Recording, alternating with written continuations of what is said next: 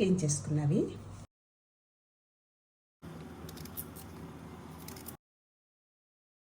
ఆరబెట్టుకోవాలి. ఆవాలు, మెంతులు, జీర, నువ్వులు, 10-12 ఎండుమిర్చి, 2 నిమిషాలు స్టవ్ ఆఫ్ తీసుకుందాం. సాల్ట్, పసుపు, తాలింపు కోసం ఆయిల్, పోపు సామాన్లు వేసుకుని కొద్దిగా వేగిన తర్వాత garlic and red chilli pieces, curry leaves, stove off చేసుకోండి. 1 అవర్ ఆరినియండి.